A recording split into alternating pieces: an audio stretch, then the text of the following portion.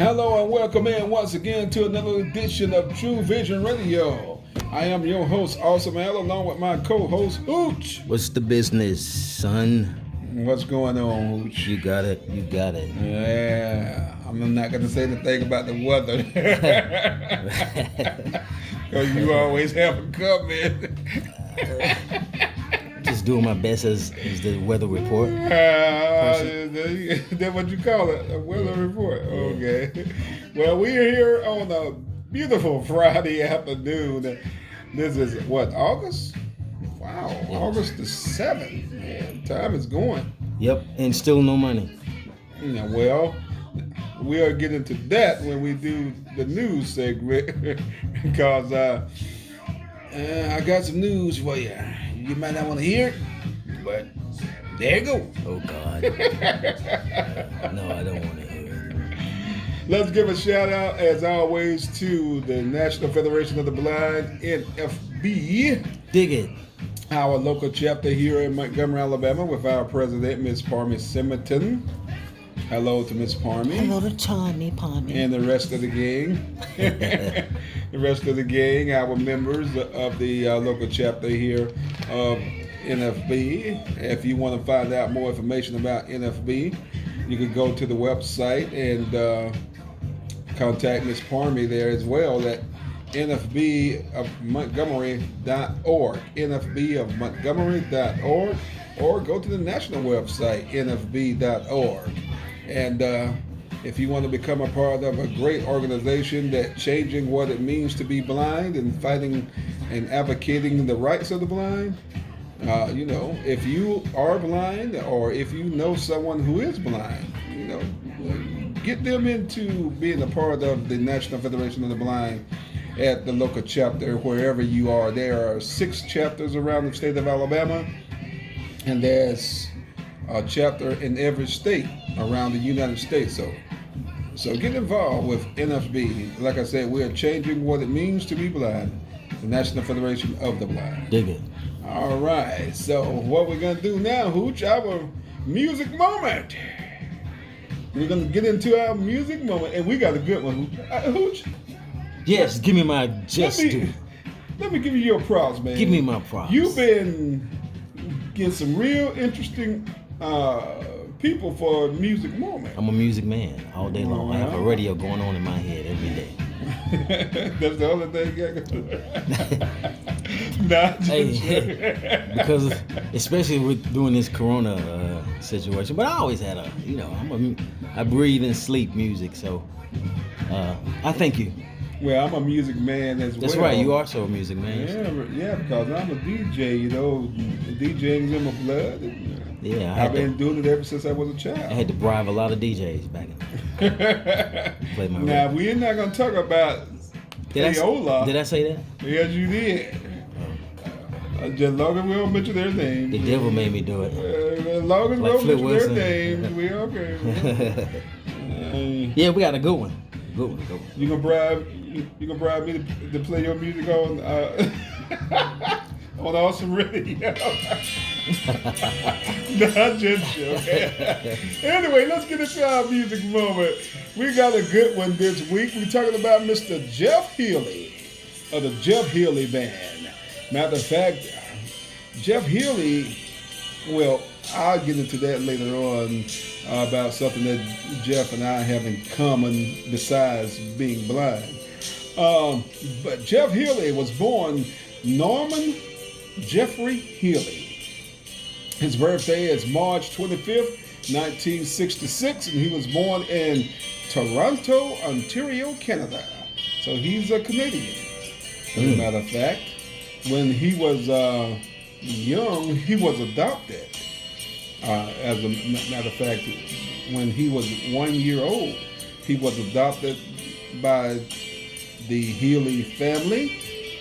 And his father was a fireman there in Toronto. But Jeff started out playing music when he was 3 years old. And he started out with a guitar, and he played it on his lap. That's right. So that's why I remember him. Yes. So that's why you see Jeff playing the guitar with lying flat on his lap. Like Clarence Carter sometimes. He started like that when he was young.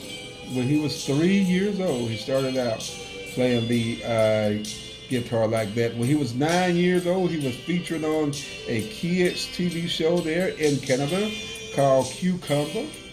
And at 15 years old, he started his own band called the Jazz Wizards because he was first into jazz music. Now his style of music goes back to blues, blues rock, jazz, rock, and blues. That's his style of music. And he started out, like I said, at 15 years old and started his first band. And he went on to become a DJ at a local radio station there when he was 15 years old. And he played his collection of music that he had, blues and rock and jazz. And he was a DJ there at a local radio station in Toronto. And shortly after that, he went on and he was signed to Arista Records. That was his first label. He was a part of Arista, BMG, and Sony.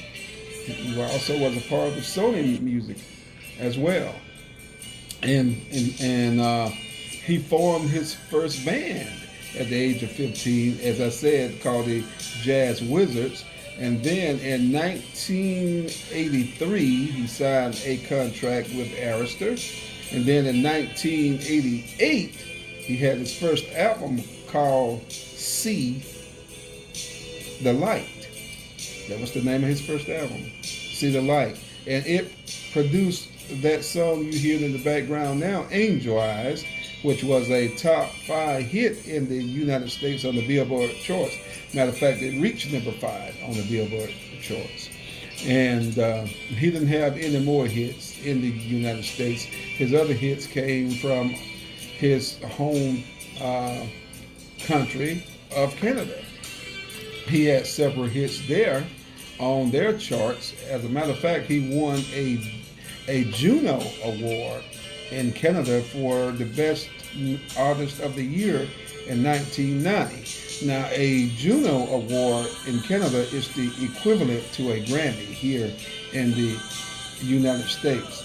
Now, Jeff did not win a Grammy here in the United States, but he was nominated for one with the album See the Light and the song Angel Eyes. He was nominated, but he did not win the Grammy in 1988. So Jeff went blind from a eye disease called retinatoma. I believe I'm saying that right. Never heard of it. I never heard of it either until I read it in his bio. But he went blind from the eye disease called retinatoma when he was like 1 year old, and the disease caused his eyes to be damaged. So he had his eyes removed, and he had prosthetic eyes. And that's why I was saying that's something that Jeff and I have in common, that I have prosthetic eyes. So, yeah. So, yep. So, but he had his since he was, small, and I just got mine, later on in life. Jeff Healey and his band went on to tour around the world, especially in Canada. And in 1992, Jeff went back to hosting another radio show on the CBC, which is the Canadian Broadcasting Company. He hosted another jazz and blues radio show from 1992 to 1998. And then he married for the first time in 1992 and got a divorce in 1998. But he has a daughter from his first wife. Then he remarried again in 2002 and have a son from his second wife. And Unfortunately, Jeff never had any gold records, but he had platinum albums. He had 4 platinum albums, but no gold records.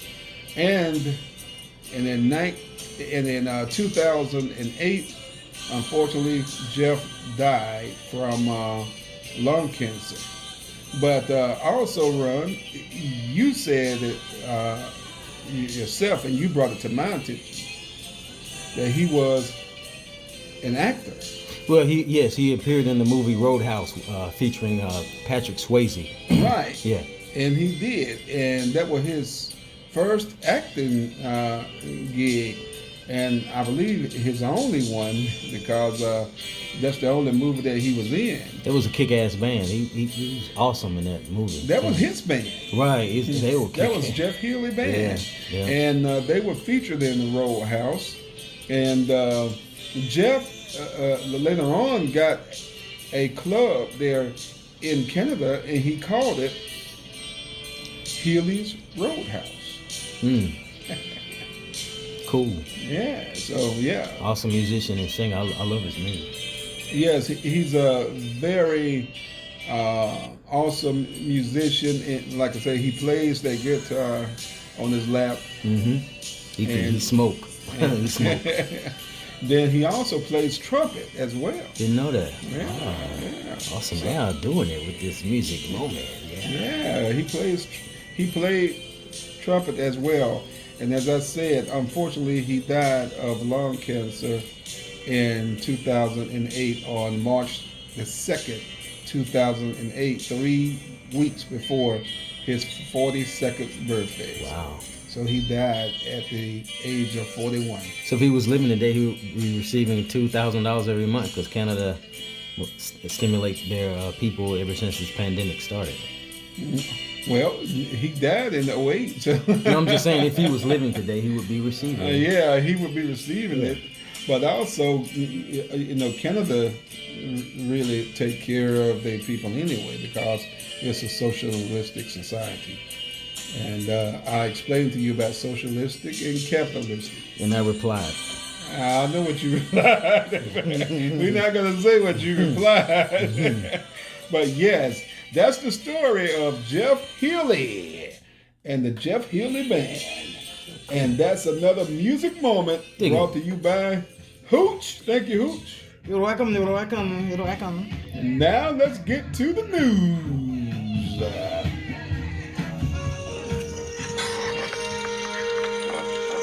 In the news, Corona.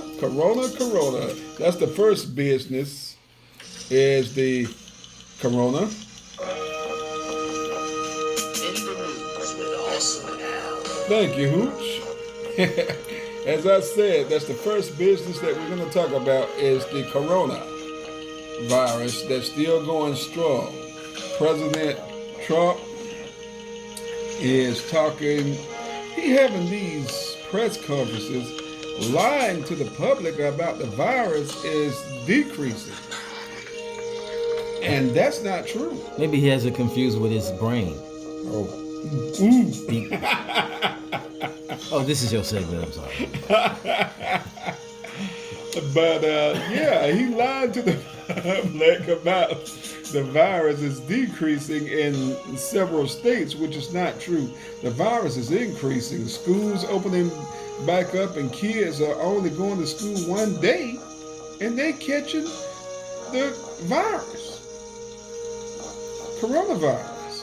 So this virus is not decreasing by no means. So I don't know where he's getting this information from, because it's not true. The virus is increasing. As a matter of fact, it's over 4 million people in the United States infected with this virus, and it's growing. It is growing. It is growing. And the death toll reached today over 160,000 people in the United States.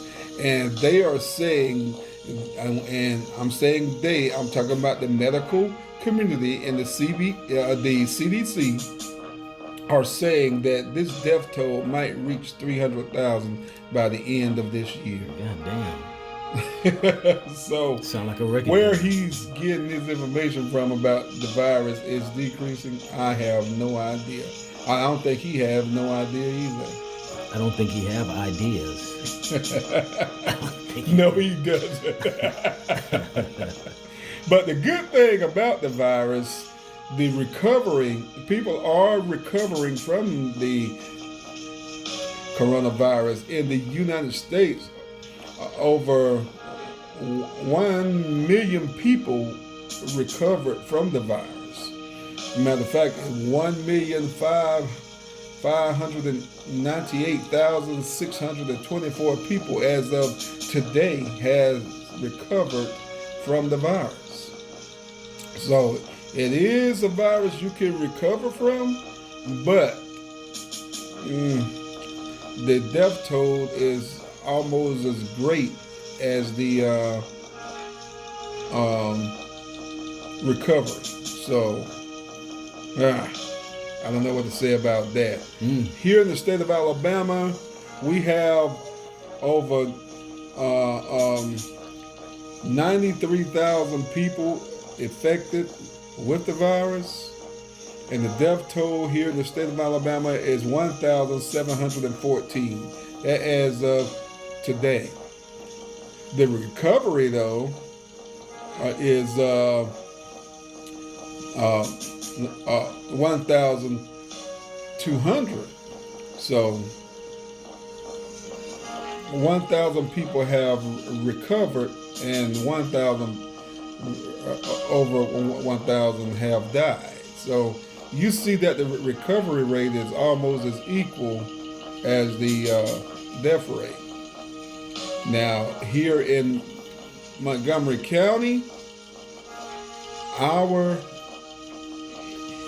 infection numbers are 6,449.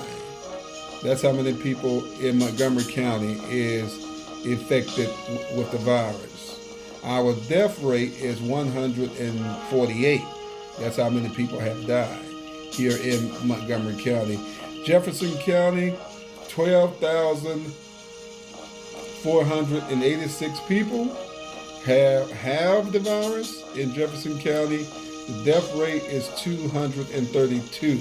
That's how many people have died in Jefferson County. And in Mobile, is 9,420. It has been infected, and the death rate is 204. So that's what's going on with the virus here in Alabama. Still no money. Well, no money, no. The last report I heard about the stimulus package is the Senate, the Republicans, and the Democrats are arguing about how much of money that's going to be spent in the stimulus bill. The Republicans want less as possible. The Democrats want to make sure that people are taken care of. So people are not really working, can't really open up full capacity, and there's no stimulation. There's no stimulation from the Republican Party, no.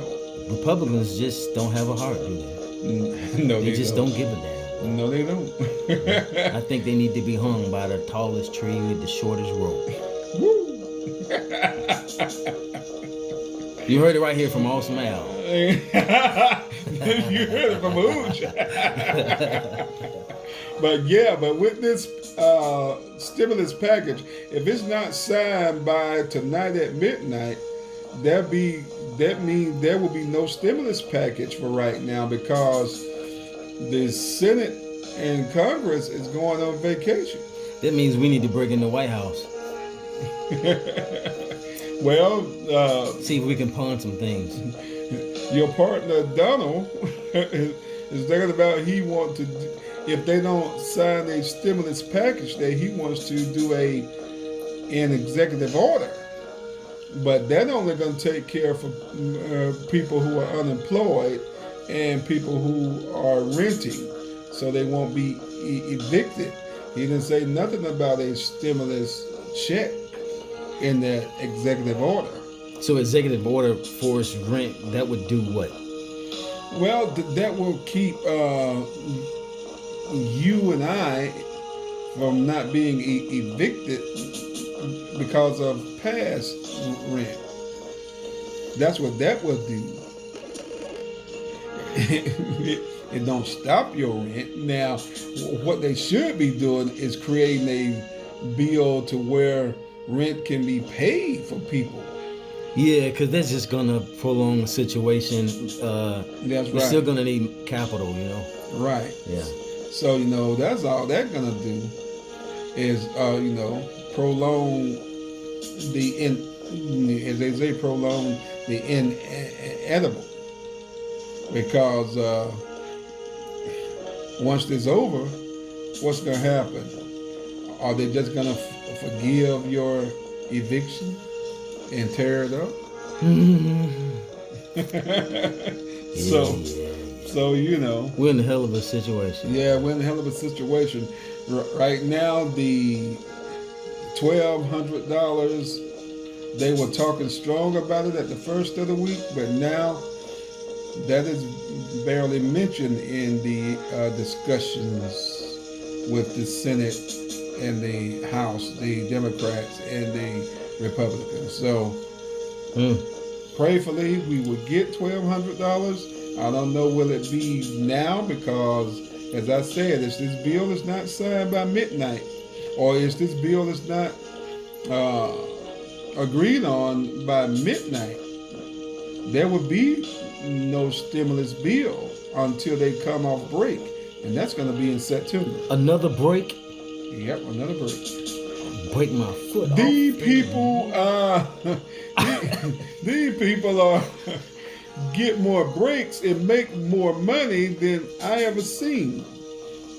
A freshman congressman or senator makes over $200,000 a year, and they only work about 3 to 4 months out of the year. All right. That's the kind of job I'm shooting for. Black on black violence, that's going on still. Chicago. FBG Duck got shot up. Wow. From his rapping now. Yeah, right. I can see why. Right, yeah, exactly, yeah. Because he's a gangster rapper that always talking about killing people. So and talk about the police. Police is really not the issue. Yeah. Somewhat. Well, somewhat it is, but now it's not about the police. This is just about, just Black Genocide Part 2. Yeah, that's right. Black Genocide Part 2. Black people killing black people. American Genocide Part 1. For no reason at all. It's just sad. Killing. Like here in Montgomery, this guy got shot and killed. Over in, used to be called the Palisade Apartments. Yeah, I remember that. Yeah, over there. Just got killed Wednesday. Over what? I don't know. Something stupid, I'm sure. Yeah. Because it's black on black crime. Anism is rapping. Yeah. But that's going to wrap up the news there, Hooch. Thank you for that. All right. And we're going to get into your segment. One that I love. And what's the name of the segment again, Hooch? I forgot. You ain't forgot. What's the name of your segment? The things you should never do. You know what the name of that segment. Yeah. No, I didn't forget this time. Usually you would. Yeah, usually I would, but I didn't forget. You forgot your own segment. What?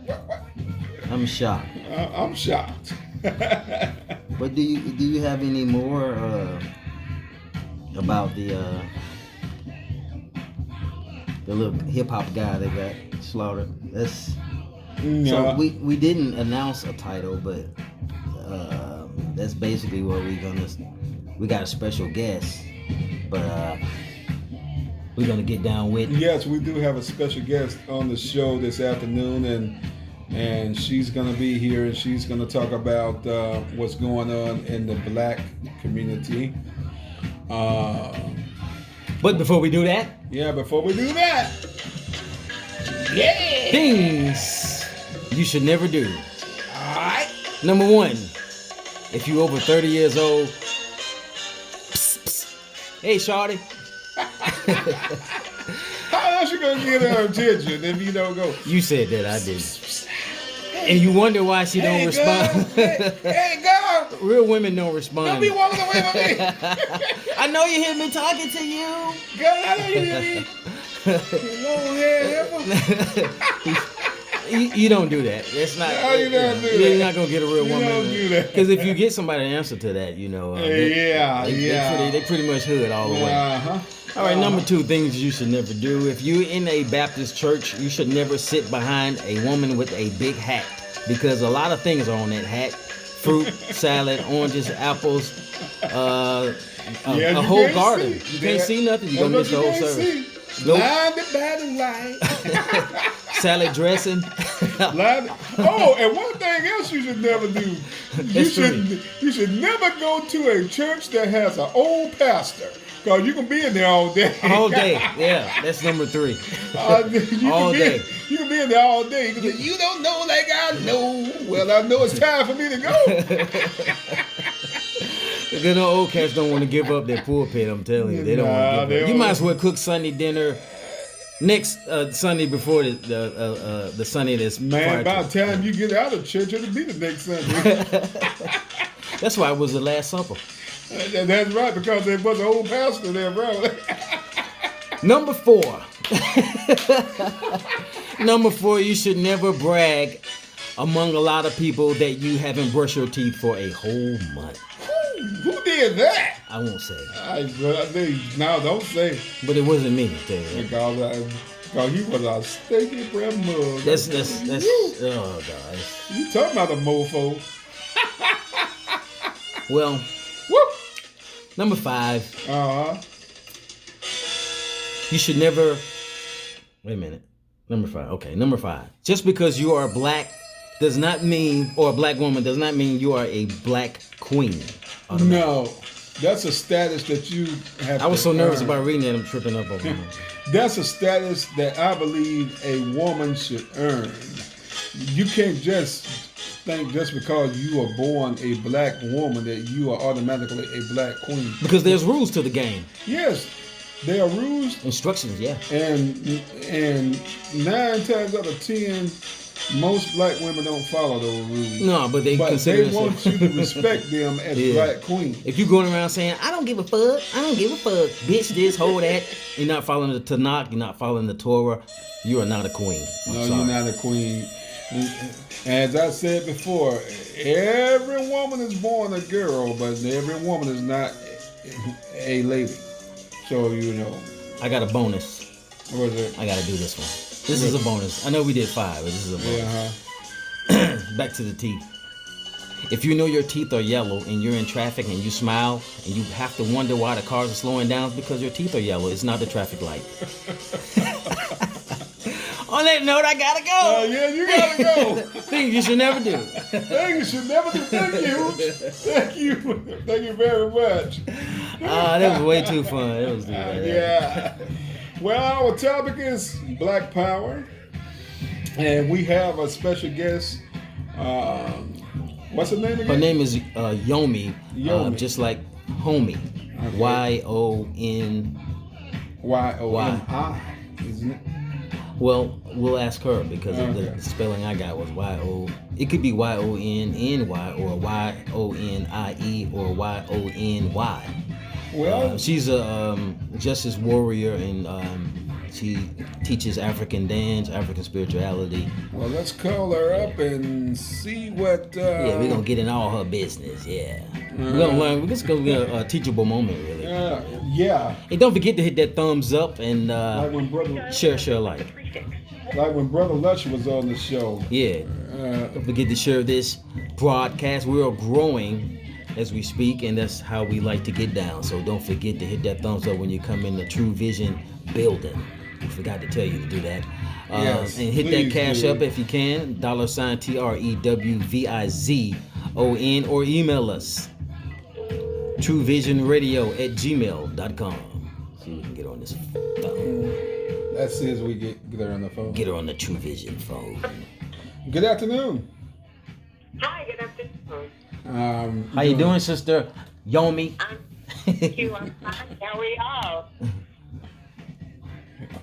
y'all? Well, this is Hooch along with Awesome Al from Trewvizon Radio, and we want to talk to you about what you do. Okay. I'll be more than happy to talk with y'all. Yes, ma'am. Educate us. Yes, please do. Or is there anything in particular you'd like to know? Everything that you do in regards to what you do in the community and what you do for as getting the word out about Black Power and.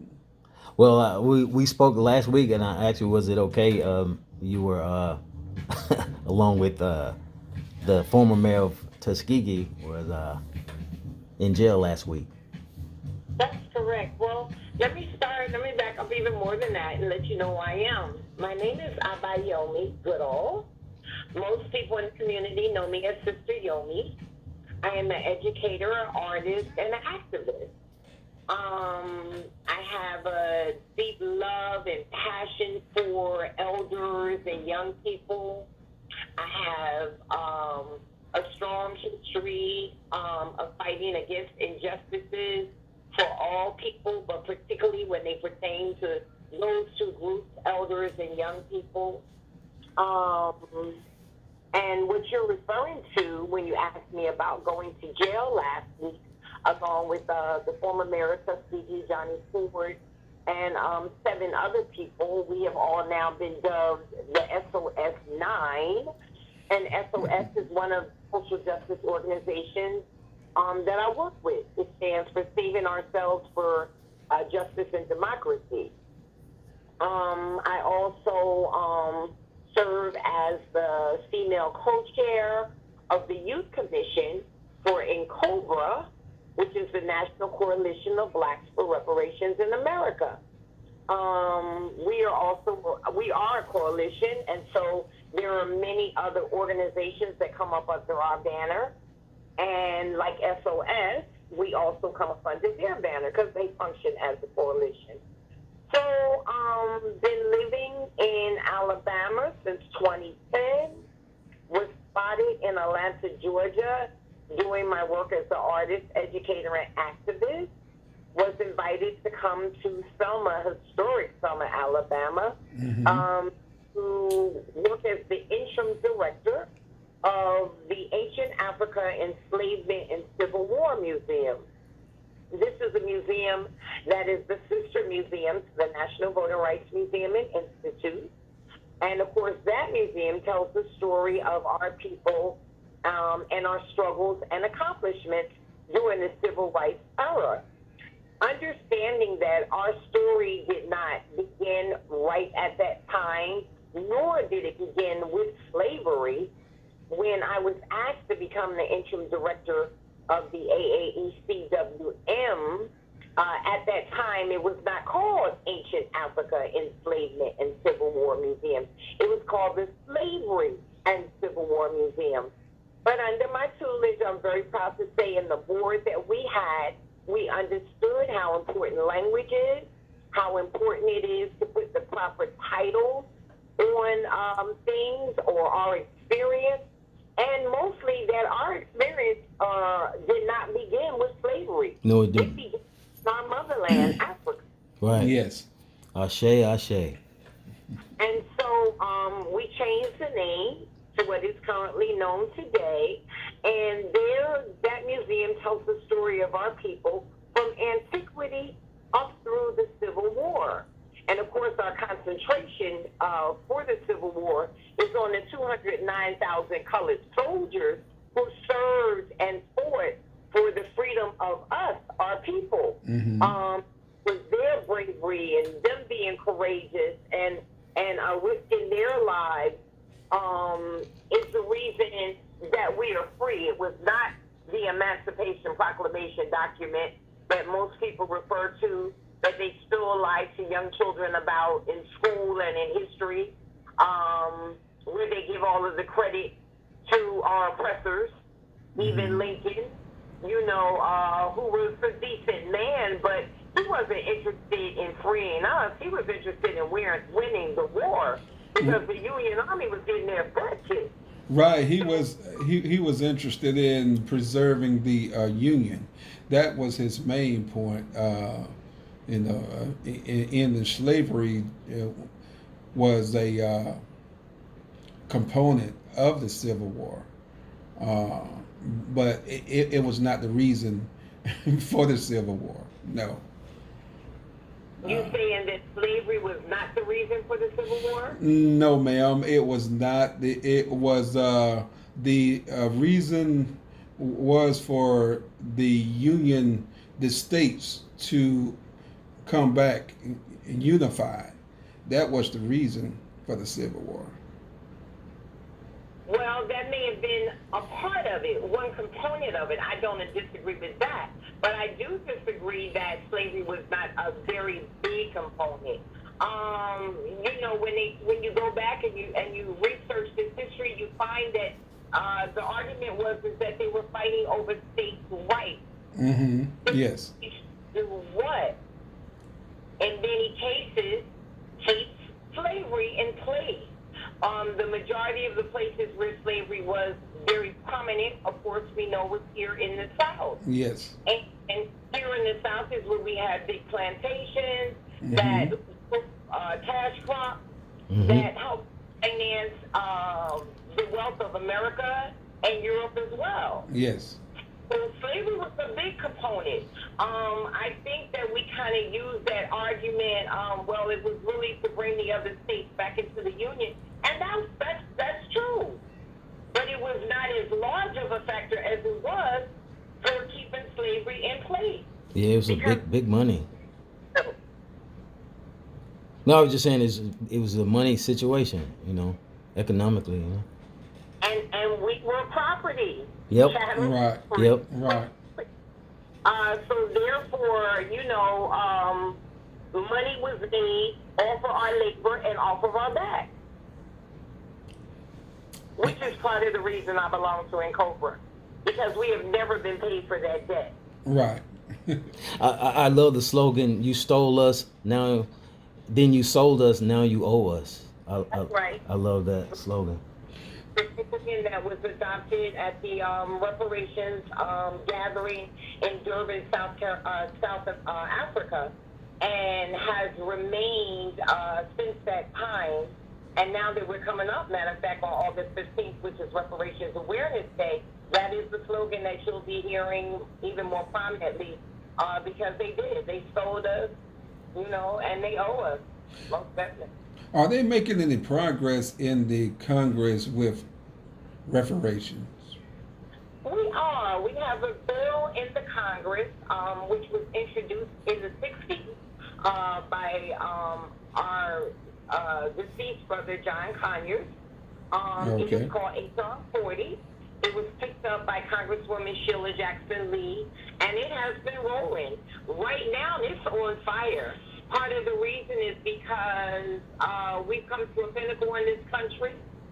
After the murder and lynching of our brother George Floyd, and the world began to react and show its disgust as that ugly head of systemic racism reared again.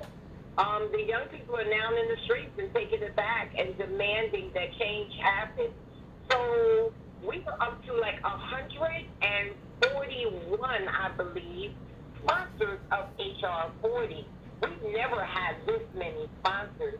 Congresswoman Sheila Jackson Lee said that she would be more than happy to bring it to the floor if we could secure 150 co-sponsors. She felt like she could get the rest of them once she brings it on the floor. So, yes, sir, to answer your question, there is definitely some movement there. We also have a bill in the Senate introduced by Senator Cory Booker, and that's SB 1083. So, yeah, we're getting some progress there. As you gentlemen probably know, there have been some rewards on the local level. Yeah, I was about to ask you about that in Carolina. North Asheville was the latest place. So we're happy about that. Chicago's gaining a lot of momentum, and could have been further along, but they just got a little jilted recently. We've had success in Evanston, Illinois, under Alderwoman Robin Ruth Simmons. They won reparations. So it's starting to happen on the local level, and we're definitely pushing the government. Now, is there a certain amount that they are asking for in these bills for reparation, or is it not a set amount of money that they are asking for? Well, reparations is more than just the money. There's so many injuries that have been, that our community has been subjected to as a result of all of the years of enslavement and another years of Jim Crow, the unequal housing situation, land, the unequal and unfair education situation. There's so many atrocities that have happened to us and so many areas that it has been really what we're asking is to cover those major 5 injuries.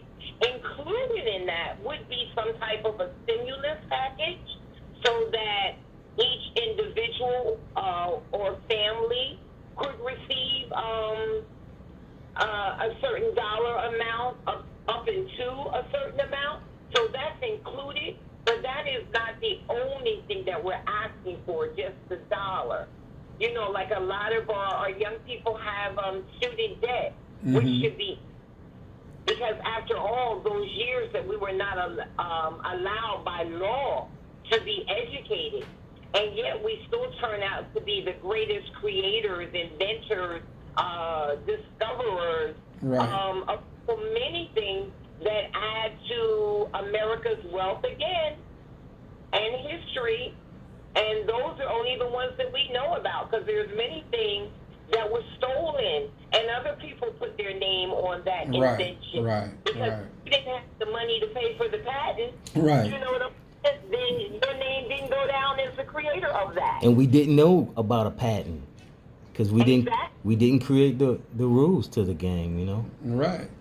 When I'm teaching my young people about this history, our history, Black history, which, by the way, should be taught to every child that enters school, irregardless of what your race is, because African history, African American history, it's just that. It's American history. Yes, ma'am, it is.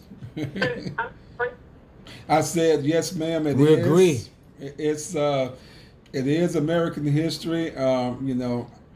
I myself have a degree in history, but I got it from a European white university. I say it for you. And and there was a lot of things that I was not taught in my degree, because especially when it came to Black history, the only segments that I was taught in Black history when I was getting my degree was the Civil War, slavery, and the Civil Rights era. Those were the only 2 sections that were focused on in Black history taught at as Hooch say, a European university. From their perspective, which is not the perspective, It's, I'm sure that's all you got. And when you speak of perspective, they're going to only teach you from their perspective. Right. See what's in their best interest in order to continue to try to control us. Because once the physical chains came off, the mental chains that still remain on so many of our people is atrocious. But that's been part of the plan. And then, we're so easily fooled sometimes by them. Well, their strategy will be to let's give them a little piece, just enough to satisfy them, or calm them down, or quiet them down, or send them back in their community. Like they just passed out that stimulus check at the beginning of this pandemic. Right. I mean, and that was to pacify folks. Because truly, $1,200 or whatever it is, it's not lasting now. We're months and months into this thing now. Yes, ma'am, we are. Quarantine, and I don't understand that. Because quarantine is usually for people who are sick. I'm Right. not sick. Right. This looks like This looks like you forcing me to stay so that you can do whatever you're doing out there to manipulate whatever you're doing. And trust me, they're doing a lot. Yep. Mm-hmm. Yep. Yes. Down here in the South, where I am an educator at R.B. Hudson STEAM Academy in Selma, Alabama, and I started off at the School of Discovery, which is the 6th grade campus. A lot of our scholars are not on their grade level when it comes to things like reading and writing. Right. And once they forced us to go virtual, 100%. A lot of them live in rural areas where they didn't have internet, don't have broadband, they didn't have the gadgets. Right. They're already behind the curve, if you will. Mm-hmm. And then you throw this monkey wrench in, and so many of them have fallen even further, away from success. Right. And now, we're not going back to school. Like, we teachers are already in RPDs. We're having our personal development classes, and there are so many coming at us so fast because we have to all catch up. We got to get with this technology, these different learning management systems that they're now introducing. And on top of all of the health and cleaning practices and things, it's like, whoa. My mind, I'm sitting on this computer, my eyes, Lord have mercy, and I'm such a teachable person. I love to see my students. I love to see them. I look to see them. I plan to see them, to share certain energy, not just knowledge, but energy with them to raise their energy and their vibration levels.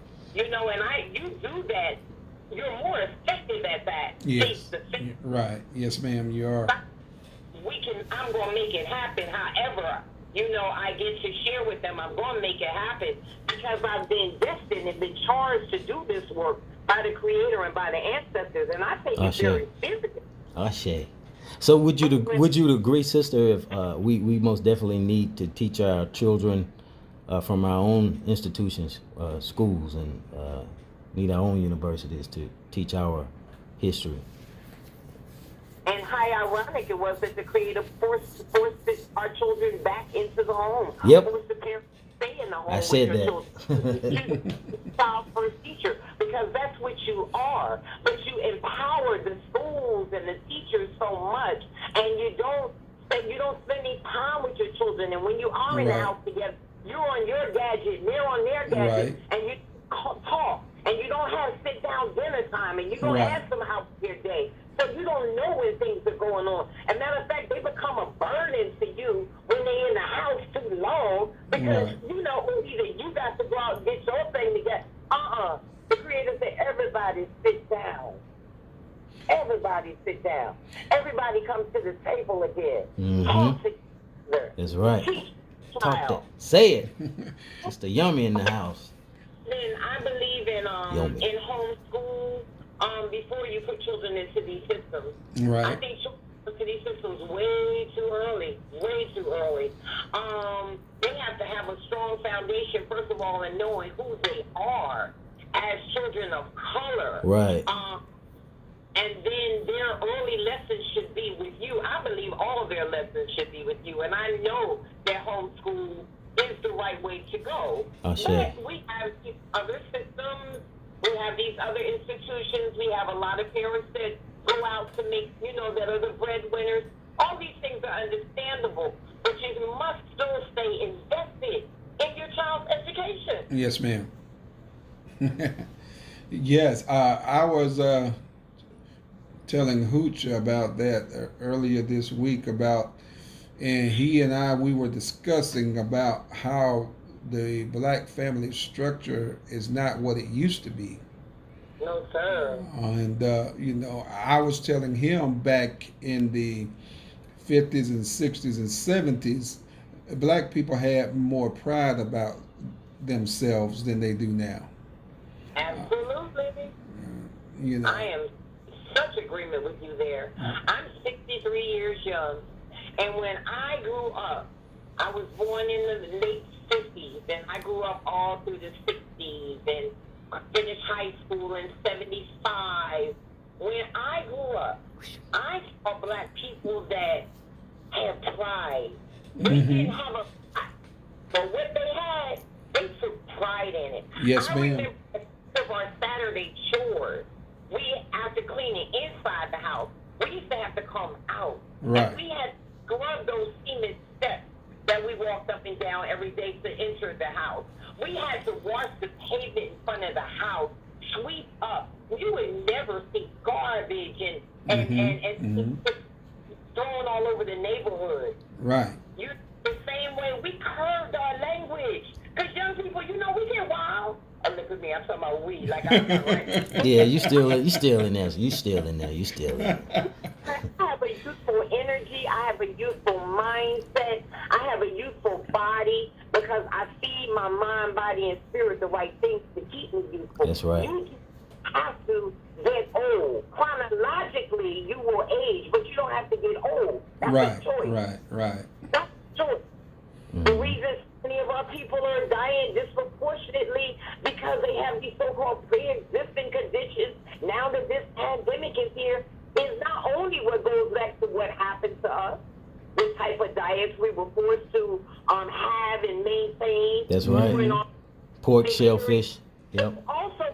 It also goes to, us not being healthy. Yeah. Right. I always say you have to go back to your culture so you can know who you are, know how to eat, and know how to live, Absolutely. And a lot of us are not privy to have the best markets in our neighborhoods where we can get even if you decided to eat meat, where you could get the best cuts of meat. Right. I don't have that. And because of the economic gap, which keeps a lot of us below the poverty line, and then you therefore are dependent on like a government to give you some type of supplement so that you can feed yourself and your family, then you trying to stretch that dollar as far as it can go. Mm-hmm. And you're not privy all the time to the freshest food. Right. So eating stuff that's not making us any healthy. Yes, ma'am. Healthy. And then we don't even want to go back further, which was, I'm sorry, Hooch, that you didn't attend my reparations convention. I had some of the leading scientists, doctors, and experts on transgenerational epigenetics. Wow. Well, DNA has been traumatized I know. as a result of our experience and how it has changed. So we got a lot of stuff going on with us. Yes. And everybody always, why y'all always got to take it back to slavery? Because that's where it began. right. Yes, ma'am. Yes, We ma'am. weren't with things in Africa, yet we were our conditions in Africa were different. We weren't suffering with these things in our initial existence coming here. Right. Because experience here, Mm-hmm. what happened to us? Even before slavery, we don't, they don't want us, before slavery, we were, basking in our kingdoms and queendoms. Even the poor had it good, Absolutely. Yeah. I was just watching a video before y'all called me because I'm getting ready to repatriate. I am 63 years young. As I said, I'll be 64 in February. And my intention has always been to repatriate back home to the motherland by my 65th birthday. That is retirement. And that's where I will go.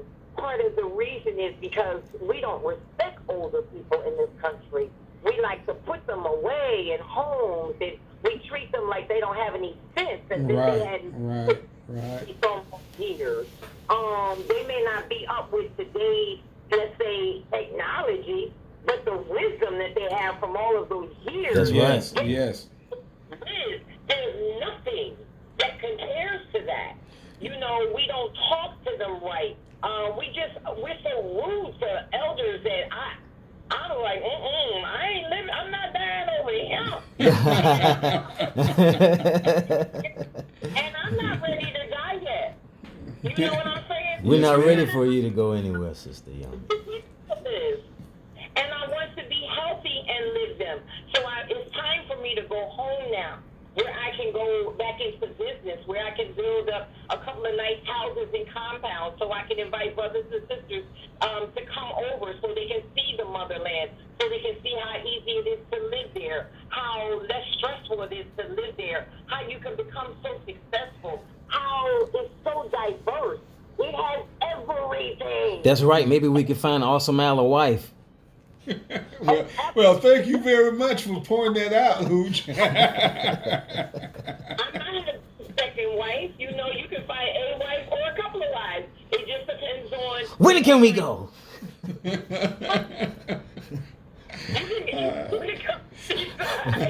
I'm ready right now. I hope they're different than the women over here.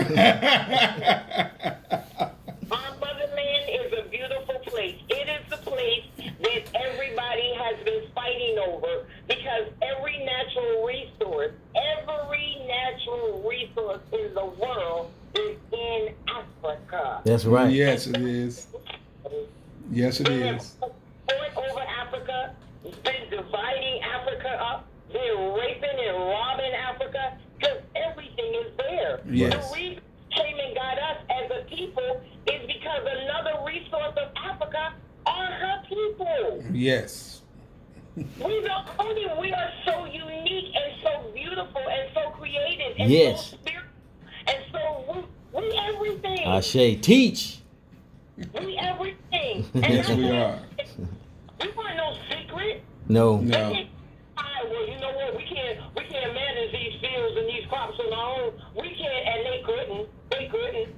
But let's go to the people who have a proven record that they can withstand the sun, that they can withstand, that they don't catch the diseases that we catch. When a mosquito bites them, they slap it and they go back to work. And a mosquito bite us and we got malaria and we dying. And when you grow the rice go in the marsh, so you gonna have water, and when you got water, you got mosquitoes. Mm-hmm. So, you know, it's examples like that. Again, we were no secret. They came and got us because we knew how to do what they needed done. Right. And so, Right. We are the creators. What is the apple of his eye? Most definitely. we were the only ones working with brick. Yep. Nobody else was working with brick. Right. We created, because we live on the shores of Africa, where you got sand and water that you can then put into a mold and let sit out in the sun and turn it into brick. We knew how to manipulate it. Proof? 4,000 years. 4,000 years and the pyramids are still standing. That's why I tell our people the proof is right there when you see the statues that look like us. It's showing you that we existed. We were here first. You cannot deny it. And yet they have buildings and structures over here. 40, 50 years, they crumbling, they falling down. Yeah, right. Right. That's correct. That's beautiful right there, sister. How is it that a pharaoh like Ramses II, how is it that his carcass, his body, his skeleton, lays in a room called the Holy of Holies, which is inside of the pyramid, which is where pharaohs, that was their final resting place, and these were also temples filled with everything that they had in life, because they believed in the afterlife they were going to need these things. How is it that the sun shines on his face 2 times a year at the same time every year on his coronation and his birthday? How did we know the sun would be at that particular location in the sky at that time for them to build a room Woo! To shine on his face because he was one of the greatest kings. I love it. What was we studying? Hello? I shave my queen. I don't need the builders, but the scientists, the astrologers, the astronomers. We did that. Yes. I get into arguments with even elders because they are so stuck in the European thought that you have to go to a 4-year institution to get information, and that's not true. No, that's not true. When we were not allowed to go to any of those institutions, and yet we were still learning, we were still reading and writing, we were still educating our offspring. That's not true. Right. It's not. Matter of fact, America has stolen so much. Even the judicial system came from Africa. That's true. You know? Except we didn't have prisons and jails. We didn't lock people up like that. And you know, in every society, there's bad people. Right, yeah. We did council of elders. We did have community that like a group that will oversee our community. That's right. And when we disagreements or disagreeable people, they would be brought in front of them, and then those wise ones would tell us what to do. And in some cases, they were actually set off to the side or cast from society, if you will. You're so right, because our ancestors stayed up all night to have meetings because they were very wise people. Wasn't quick to just off with their head or whatever. They would stay up all night, even before we would contemplate on going to war. It was just meetings all night to not go. Our people, our ancestors and elders were very sacred, because that's where the wisdom lies, But we're a very spiritual people. That's another way the slave master was able to manipulate us, understanding, because trust me, they studied the heck out of us, okay? Yeah, they did. And then we were spiritual people. That's why they were able to introduce and organize religion. And teach it. And of course they wrote it. So every place to say, obey thy master. And right. What did they do? There you go. This is my queen talking. We were able to introduce that because they knew we were spiritual beings. Right. Example, you said of war. War in Africa didn't mean to kill. Right. It's to conquer so that I could increase my kingdom, so that I could add to my wealth. Say that again, Sister Yomie. Can you say that again? War? No, you what? About war? Right. I said war in Africa did not mean to kill. It meant to conquer. Ah, okay. Okay? And by conquering your people, I expanded my empire. Just like slavery is not new. We always had slavery because there were always classes of people. Mm-hmm. If my tribe war with your tribe, I conquered your people. I didn't kill your people. I brought them into my empire. They became the slaves. There's always 100 jobs to do. They got the lower job. So now I don't have to use my manpower, say, to build these houses, to build these roads, or deforest this area so that we can live in it. We got slaves to do that. My men could go ahead and train as soldiers, as warriors, as protectors of our empire. Right, going back to that indentured servant. And no one raped anybody, families. Your family was intact. Didn't change your name, didn't take away the food you were. Right. As long as you came back to do the work. And if I owe you any money in 7 years, you have to work off the debt. You gone. You move in with another. Right. Exactly. It's not generations and generations and generations of your people that I'm going to own because my great-great-great-great-great-grandpappy owned you. I'm loving this. Mama, and then your mama who, and her offspring, and for generations become my property. What kind of madness is that? True visionaries have to thumb up this podcast right here. This is... We different nature people. This is the truth. Yes, we are.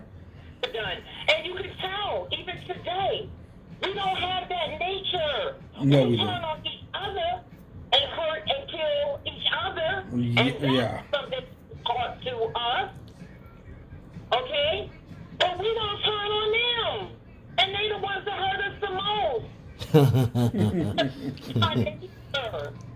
We're spiritual people. We forgive. Like you said, when we have bad people, the council of elders deal with that. Right. We're going to war. The council of elders deal with that. The wise ones deal with that. And we respect what their decision is. Yep. Stayed up all night. Even if it took months or weeks, you know. But we don't have elders no more, because I told you over here what they do. They put them in old folks' homes. They cast them away. They lock them up. They don't listen to them. They disrespect them. They don't include them in their government. They don't, except for that crazy one they got. We just call them 45. Crazy ones. Yeah. The wise ones. Well, Sister Yummy, what happened last week? What happened last week is that I was out rallying and protesting against the state of Alabama, and particularly the governor, her name is Kay Ivy. We call her Poison Ivy. Our people by not expanding Medicaid. Even in the government relief package from the HEROES Act that they received as a result of this pandemic, there was a stipulation in there that said the money could not be used for the expansion of Medicaid. We have more white people dying in this state of Alabama than we do black people. Yeah. So we're not just fighting for them to expand Medicaid so that people could have proper health care if that's the way they choose to go, because that's not Sister Yomi's way. You know, I'm old school, so I'm a roots girl. You know, but if people choose to use these modern doctors and this modern medicine or these facilities, they have the right to choose that. Then if they are below that poverty line where they can't afford to have proper health care for their family, and I don't care what line you belong to. I think health care should be free for all people. It should be. Yes, ma'am, it should be. This is something your government should do for you. The same way they should educate you, they should make sure you have proper health care, because when you have educated people and you have healthy people, you have a healthier society, you got more productive people, you got more people that are not stressing about issues, and they can produce more for your country. Yes, ma'am. That's what I was telling. That's what I was telling Hooch about the difference between a socialistic society and a capitalistic society. You know, in Canada, Great Britain, they have a socialistic society. They take care of their people. That's right. Well, over here, all we think about is the mighty dollar, who can get it first, and if you can get yours. Right, and if you can't get it, well, tough, you know, tough. Titty. You get it, I'm stepping on you or stepping over you, one or the other. Right. You know, me and my family, we gonna eat. Me and my family, we gonna be all right. Me and my family, what about your community? Right, exactly. Right. You know, this is a capitalist society. It's about the mighty, mighty dollar. It's about me, my, I. Right. There's no in there at all. Yes, ma'am. And African culture is totally different. Totally different. It is weak. It is up. Right. We come very last. Right. You know, I have never, all my years of being on the continent, going back and forth and back, I have never seen a homeless person in Africa.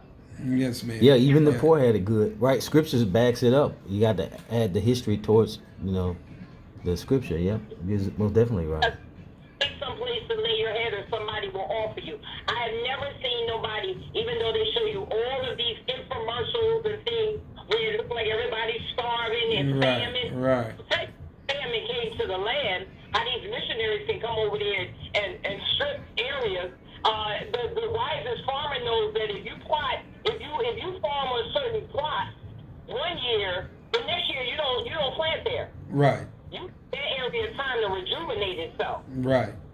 So, but they come over there and they wear out the land. They don't tell you some of these things, how famine may have come. And now, don't get me wrong, there have been war and some natural disasters in certain areas that have caused people to not be as healthy as they could be or have access to, resources like they could. But that's not the majority. Right. That's the majority. Yet they want to make fun. Oh, well, they go outside and go to the bathroom. I'm like, since I've been here in Alabama, I've been to places like Wilcox and Yes, ma'am. Those counties over in the Black Belt. Yeah. Those counties over there in the Black Belt. Yeah. Up in their houses either. Right. So don't talk about what you don't know. You need to come and learn and experience and keep your mind open. That's right. Yes, And ma'am. then to appreciate some of these things that you have, this variety that you have in a place like America. Dig it. Right. Because for some of y'all, it makes it better. I know better, so it don't make it better than me. It just gives you another choice, another option. Yes, ma'am. Yes. Anyway, as I said, last week we were out protesting against Poison Ivy and this administration for not expanding Medicaid. This is something we've been on them religiously about for 2 years now, not just since this pandemic hit.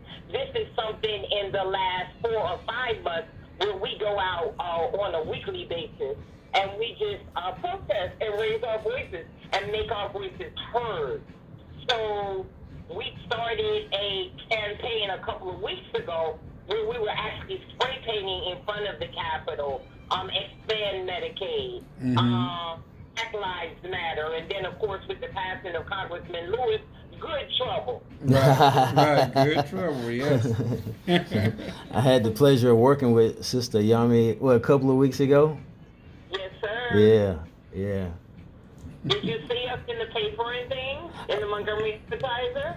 Oh, we did make the news. I got a couple of calls that we were on television. Because, the cameras are all on us. So, yeah. We did have cameras. Yeah. I didn't see television, but somebody sent me a couple of clips because I don't keep up with that kind of stuff.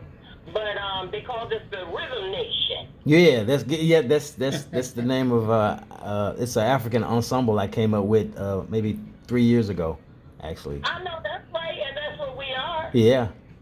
That's exactly what we are. But yeah, we were out protesting them, and when I began to spray paint, I was apprehended by the law, and then I was booked and charged with defacing public property.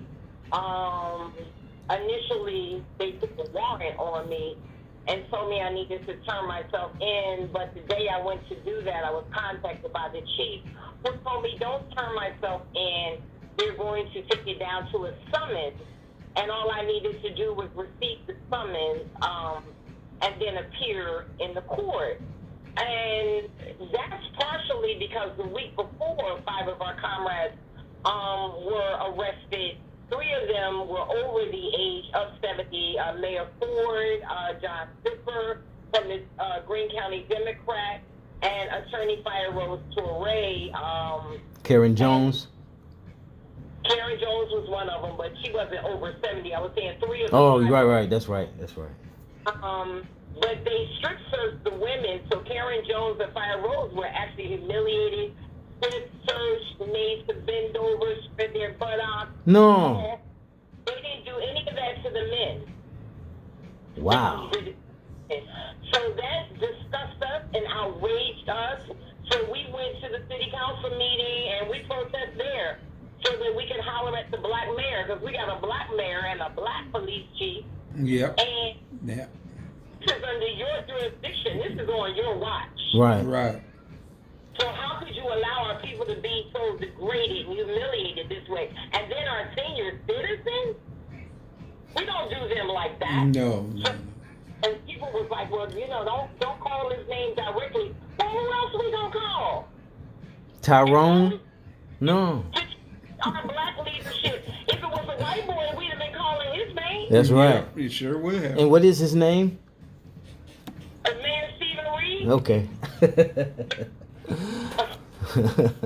Okay. So, The devil made me do it. Ivy had said somewhere between, it was either the 16th and maybe the 20th of July, that she did not want any warrants given out for misdemeanors because they have COVID in the jail running rampant. We have been down in summer protesting against that because we were being contacted by jailmates and by family who's saying our boys are girls, our people are in here. COVID's running rampant. There's no PPE. There's no possible way for social distancing. Okay? But they weren't reporting that. We didn't do it, but a phone was snuck into the jail, and then some video was released from inside of the jail. That's when they wanted to try to make a difference. That's when they got exposed. So, Sister Yummy, does he know? Mary, does he know? He has to, brother. It's his city. It's his job to know. Because that's awful, you know? Right. Yeah. What happened was, I think, when our seniors were arrested, the SOS 5, when they were arrested the week in front of us, we made so much stink. And then we did press conferences before going in the jail, turning yourselves in. After coming out of the jail, reporting from the jail, we reached out to so many of our allies around the world. Letters started circulating all over social media. Emails were sent. All of these allies were calling the mayor's office and calling the chief of police. Calls came from all over the state as well as all over the country. They got pressured so much. Last week when they arrested the SOS 9, and I think this may have been part of the strategy, arresting more of the white kids than you did us. So you didn't look like you were being unfair or targeting black folks. But they releasing everybody on disorderly conduct except myself and another young white girl by the name Ellen who works with the Southern Poverty Law Center. And I think they left her in there so that, they didn't want to look like they were being discriminatory, you know. Right. But, we know for sure you had pen in your hand. And that's partially because when they apprehended me, she grabbed me and she was spinning me around, and so the paint was just kind of flying everywhere. So, we got you on camera. Okay, well, no problem. But they were telling Ellen, we're going to review the cameras and see are any charges, we're going to put any charges on you. And I told them, I said, y'all not going to put no charges on her because she ain't do nothing. She came to the defense of an elder that they were trying to arrest. And she only vocally spoke to the officer. But again, that's their strategy, trying to make it look like, we being fair. But anyway, as I said, the governor said she wanted no warrant for misdemeanors because of COVID in the jail. She only wanted summons. So they have broke the law when they bought warrants on the SOS 5 the week before I was arrested. They humiliated and disgraced, our people that were arrested. And as I said, what they did to the women in particular was just horrible. Were they white officers? Say again? Were they white officers? No, they always sent us to get us. Oh my God. No, they were black. No, I don't know. That's why I asked. I was hoping I was wrong, but No, you ain't wrong. You ain't wrong. That came as a result of the press release that went out and the letter that went out to all of our supporting allies all around the world. As I said, Alabama got hit hard with calls, just flooded.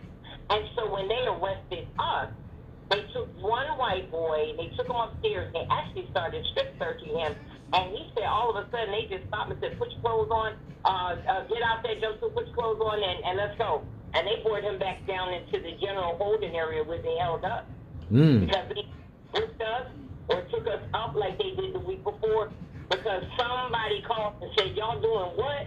Not again. We can't afford this kind of publicity in our city. Right. Just kind of like on us. And now John Lewis and CCW, oh no. Right. Trust me when I say, then there's 7 people disorderly conduct. They kept me and the other girl, and then they finally released us. Told me that I had a warrant to turn myself in by Friday. As I said, when I went to do that, I was contacted by the chief who told me not to do that it was being dropped to a summons. And they wanted to bring me a summons and because they had to deliver it in person. And I would not allow them to come to my residence, so I told them that I would see them after my reparations convention, which was, just this past weekend. So I went down on Monday and received my summons, and then I found out on Tuesday they issued 2 more summons. Wow. Wow. Yeah. So that's what we do, brother. We get into the street, we raise our voice, we write letters, we make phone calls, we talk, we educate folks, because these are not just our personal issues. These are not issues only of black people. These are human rights issues. Yes, ma'am. They are. And we stand for democracy, and we stand for equality for all people. All people. But particularly my people. Dig it. Because enough is enough. Yep. Yes, enough is enough. And like Dr. King said, it's not now, how long? Right. Not now, how long? That's right. And so we answer as he did, not long. The time is now, as you see, after the killing of Brother George Floyd. People of all colors, all races, all sizes, all religious backgrounds, all sexual, or everybody is saying enough is enough. We tired of it. We tired of y'all killing our brothers and sisters of color. We tired of the discrimination. We're a new generation now. We get along. That's right. We're not our grandparents and our great-grandparents. Because, racism, that's taught. Yep. Yes, it's taught. That's not nothing that comes with you naturally. Somebody has to teach you to be that way. Yes. But it's in our institutions, it's in our text, it's in the rules and regulations of every place we go. It's ridiculous. It's like the children say, can I live? Get your knee off my neck. Can I live? Right. Yes. It's all in the White House. Our people, they have made it possible for your people to be successful. When these young people, white folks, children talk about, we're not our grandparents, and black people shouldn't get reparations because, we weren't no slave masters and they weren't our slaves, but you got white privilege. Right. You benefit from it. Right. You benefit from it. Right. They don't understand that though. Some of them honestly don't understand it. You have to have serious conversation and talk to them and try and show them, connect the dots. A lot of black people don't understand it. They like, black people don't need no reparations. We got, we had affirmative action.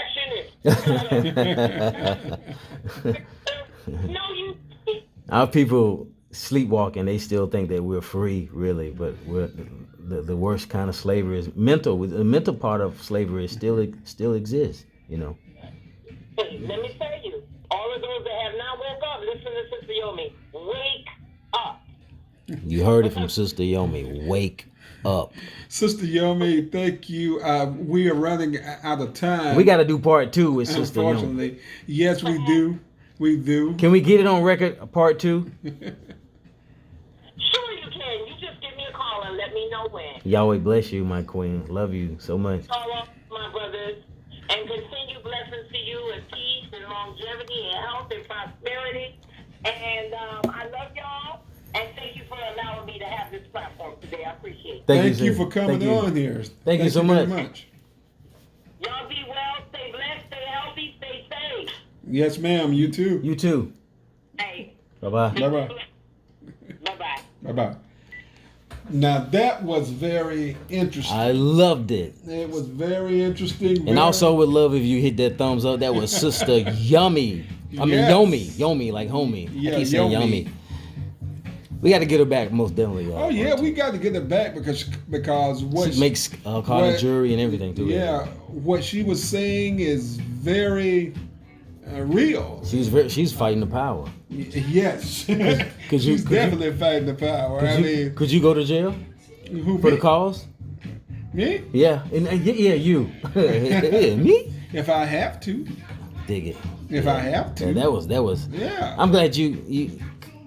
I can't say it enough because I have a lot of closed debates with our brothers and sisters about education. There's nothing wrong with being educated, but our information. But you got to be educated the right way. Right. It's all over. It's not in a everything is not in a 4-year institution. That is a fact. No. So we need to get over that. It's not in a 4-year institution. As I say, the best lessons that you could ever learn is what life teach you, what society teach you, what your elders and plus our history, like I said, our history is so deep. It runs so deep. Yes. And there's a lot of information that's out there. Right. About it runs. us. Yeah. It runs deep, but hit that thumbs up. If you are taught, as I said to Sister Yomie, if you are taught in a European university like I was, and received a history degree like I did, it's only it's very limited African American history or black history that is taught. I try to tell our some of our people about who we are and how our information was distorted in the Bible. I don't believe that. You gotta go to college. I don't believe that one bit. Hell no. No, goddammit. Jesus is real. I don't want to. No, hell no. This is that white man know what's going on. Oh, you're better off in slavery. Oh, I don't believe that at all. Come down, Hooch. No, you calm down, goddammit. Let me tell you, white is right. And that's a black man talking, right? Yeah. That is genocide within itself. Okay, Mr. Smith, I guess, or Mrs. Or Miss. Yeah, I think it's Arzell. Someone left a comment. I think it was Arzell Smith.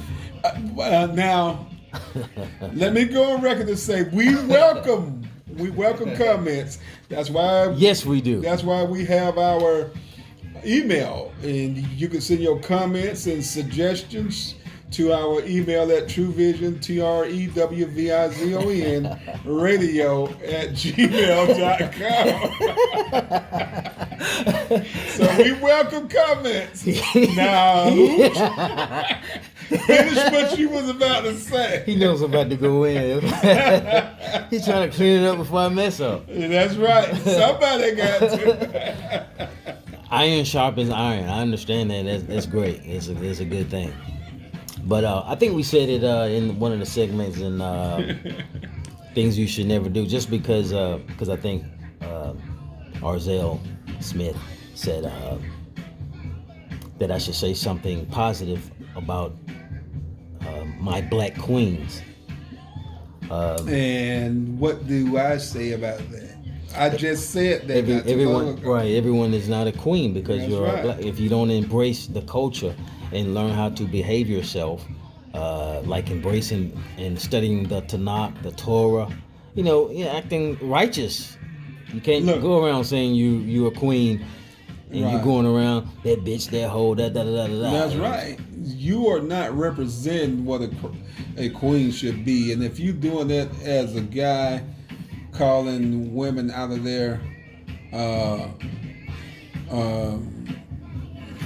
character, should I say? I don't think I'm a king. I think I may be a African prince. I was told, I got to do my African. Yeah, Prince Hooch. Yeah. But there's another, I think, part of that post that was made, which I don't. I'm not upset about it. I welcome the post. Make another one, but I will reply. Sometimes, but no, that's all we can do is reply to the comments and suggestions. I'm going off the top of the dome. I read it maybe 2 or 3 times. Damn. They said that you swear. Oh, swearing! I swear too much. Yeah. Too much. Okay, for someone who don't swear at all, I'm assuming that this person don't swear at all. It's just like someone who don't drink. So when you have a couple of beers, oh, you're alcoholic. Yeah. So if you don't do that, then you would make that mistake. So that's most definitely not true with me. God damn it. Shit. Anyway. What did you just do? hit the thumbs up and share like. I can't wait till we get in our new studio. I gotta have my hand on the bleep. Don't forget to email us things you should never do. You can email us. That's right. Email us if you got any suggestions or things you should never do. Email it to us. We will use them, if they good. Yeah, most definitely, yeah.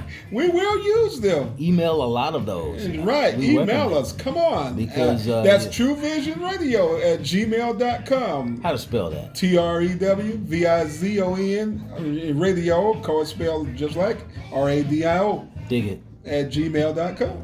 Yeah, email us. And we are growing. I think we have 36 subscribers. Yes, right now. we are growing, and I'm gonna tell you this. I love the audience. Keep growing. Tell a friend to tune in. That's right, Orzel. Do your thing. Share this video. We love you too. Right. Well, That's right. We love you. We're trying to grow. We need. And we welcome your, comment. Yeah, goddamn it. I got it. That's hooch. Wait, sister, Yomie was on it. Yes, she was. I've been conscious for a little over 20 years now, so I finally found something that I love other than music, and I love who we are as a people. Right. Sister Yomie and brother Lush. Yep. Now those two individuals. And Sister Muja Shakur in Tuskegee, you missed that event because you were supposed to do the MC. Yeah, I did, and I tell you, the next time it happens, I am going to be there, and I'm going on record as saying that. That's right. That way I won't have to swear so much. You think they're gonna stop you? Ozil already told me, you're swearing too much. You don't have to say that to get your point across. Well, sometimes you have to. Sometimes. Yeah, sometimes. I don't. But I can dig it. Iron sharpens iron. But thank you, ladies and gentlemen, for joining us today on Trewvizon Radio. Thanks to Sister Yomie. We're gonna have to get her back. Oh yeah. Yeah. Brother Lush too. Oh yeah, Brother Lush, and we got to get Sister Muja Shakur out of Tuskegee. Get her. Yeah. We got to get her. We need. Matter of fact, she has nature and garden, something like that. I get the correct. Okay. When it's a festival in October when she promote Black Enterprise. Okay. Got different food, healthy food. She That's makes what her you own were talking drinks. about last year. Right, and different. She has her own stage. It's nice. Yeah. Different acts from I would say Chicago, but New York and everything. If it wasn't for this pandemic thing, I'm sure she would be having it this year. She's gonna have it this year, but it may be limited to 50 people. Mm-hmm. H2O, my band, we perform there, and we got paid. Every act gets paid.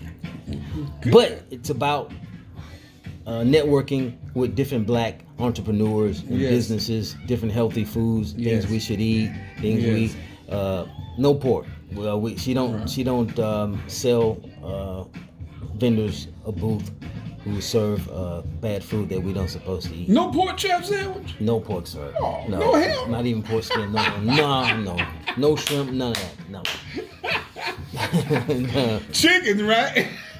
We can do the chicken. We can do chicken. Yeah. Okay. All right. Good. Chicken is good. Yeah. All right. Yeah. Turn that button over there. Yeah. We're gonna have to get up out of here. Yes, we got to get up out of here. Thank you for joining us for Trewvizon Shout out Radio. to Puncharula. Yeah. Shout out to your punch up there in Birmingham, Alabama. Yeah. What's up? Don't get nothing on you. Stop spitting on them. Maybe some of them need to be spit. Well, we got to go. Catch you next time. Be safe, be careful, and be blessed. We out. Peace.